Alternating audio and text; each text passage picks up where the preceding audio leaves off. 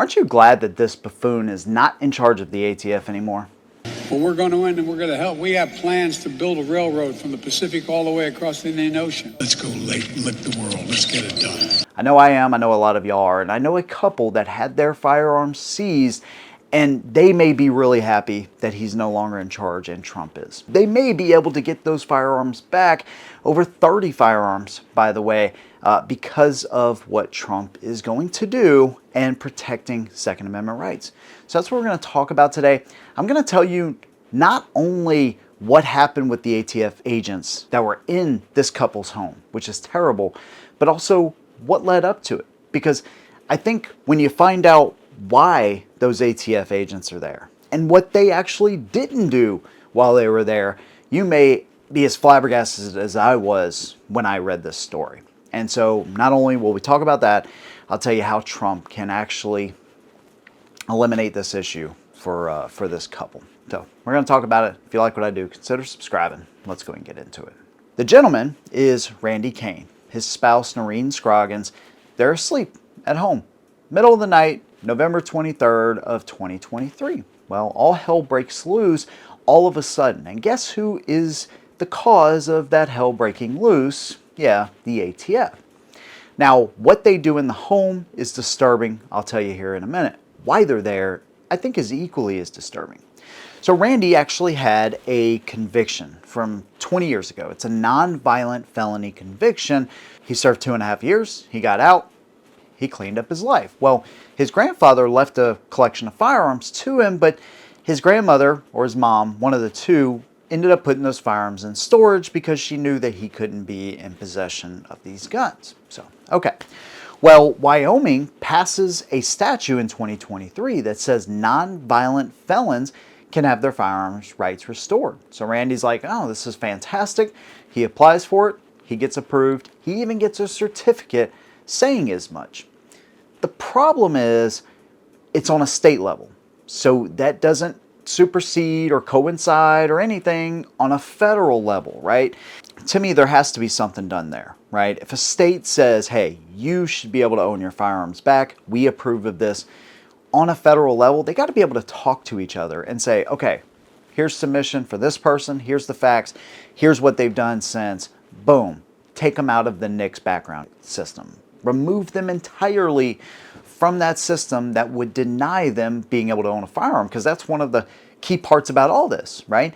Randy knew, well, I can own firearms and I can have them, but can I buy them, right? That's part of the confusion. And Mark Jones of the GOA has been fighting this because it just doesn't make any sense. There's no clarification there. So obviously his information is still available. Somehow the ATF gains knowledge of him acquiring these firearms. Now, part of the restoration process, I think the GOA had a problem with because it wasn't actually originally in the Wyoming state statute that you lose your firearms. So there was like a gun control measure added to what was otherwise a non-gun control issue. So it is very confusing. I'm not even going to try to get into it, but the statute passed. He got it. He got the certificate. Federal law says, nah, we don't care. And of course, Biden, under the directive, or him directing the ATF with Director Dettelbach, right?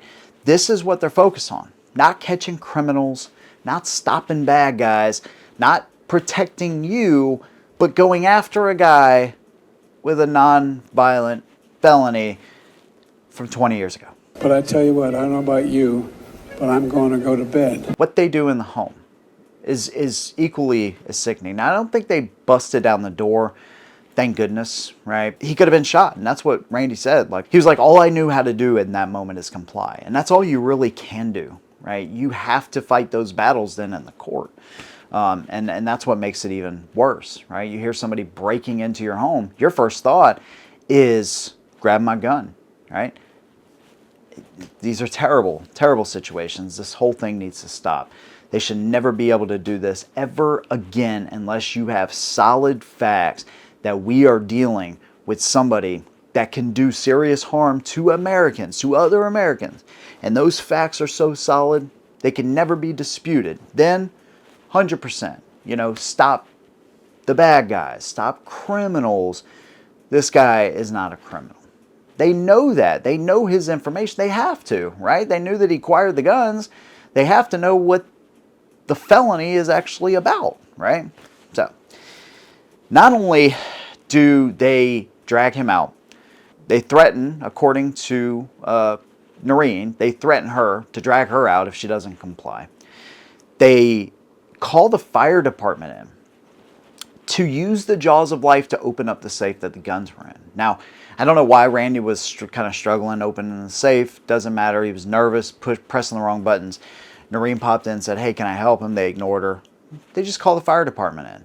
At that point, I would have been like, dude, no. Unless you're planning on buying me a new safe or this nifty hold-up displays gun wall, no, yeah, we're not doing that. So let her put the code in. Anyways, it got to that point. Firefighters destroyed a safe. Apparently, they broke stuff in the home as well. Now, here's what they didn't do, though, when they were there.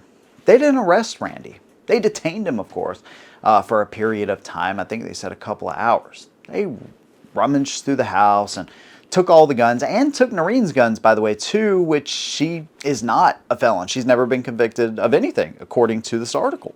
I have no reason not to believe her. But because she's in possession of a firearm, this is what makes it even more screwed up. She's in possession of a firearm. This non-violent felon is in the same house. That's probably how they justified taking her guns, too. But they never arrested him. Matter of fact, I believe his lawyer said there's like no threat of any punishment from this. But what they have done, what the couple has done in the meantime, is reach out to the ATF. Hey, we want our guns back. And they have either been ignored or denied, one of the two. But at one point, they even went through their attorney and said, we are willing to buy our own guns back. Not only that, Scroggins sent through paperwork, again through her attorney, to the ATF. And the ATF came back and said, what paperwork are you talking about?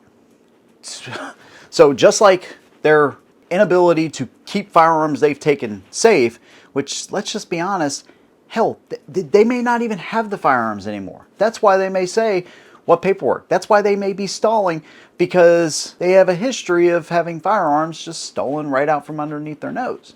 No guns were lost. They were stolen by an individual who's now in prison.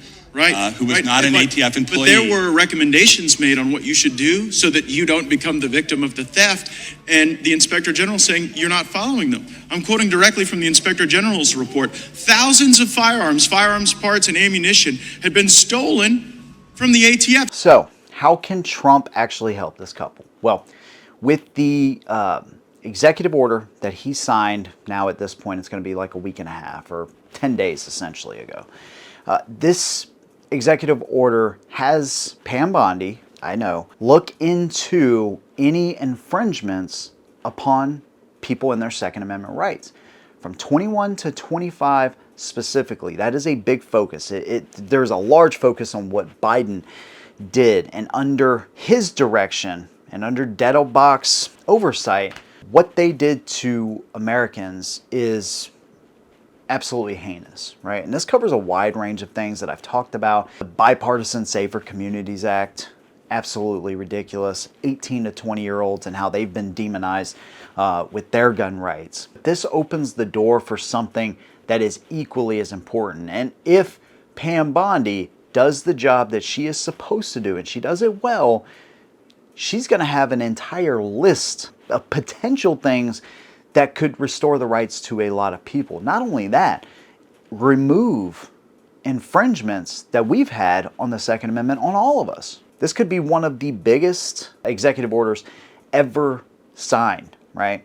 Again, assuming she does her part.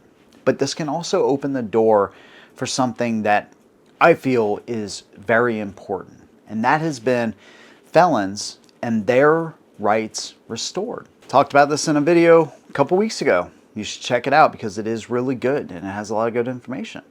But it also, there's, because of the Bruen case of 2022, laws have to be looked at with historical context. How have we treated the Second Amendment throughout history, or how have we treated the rights to people throughout history, right? Did people have their guns removed at certain points in United States history? Yes, but never permanently. And so this is a great opportunity. If this information can get to Trump, he can pardon Randy. That will remove the federal conviction, and then of course on a state level now, he has his rights restored back to him. There's like 1,600 felons since the Bruin case that have pushed forward to try to get their rights restored. So not only can Randy Kane, Corrine Scroggins, and this entire terrible situation not only help them out, but it could restore the rights to a lot of felons that are let back into society, but yet we still don't recognize their right to self-protection for some reason. So I think this is a fantastic thing, and Trump can step in and really pave the way for so many people going forward. Again, my position, if we allow felons to go back into society, every single right, including their Second Amendment rights, should be restored. And this could break that wide open, and that's what I'm hoping for. So again, share this, repost it. Let's get it out there, man. Maybe, just maybe, we get it to the right people. Let me know what you think and your opinion, of course, of this and any other situations like this that you may find interesting. Leave your opinions and suggestions down below. See you guys in the next one. And as always, hold them down.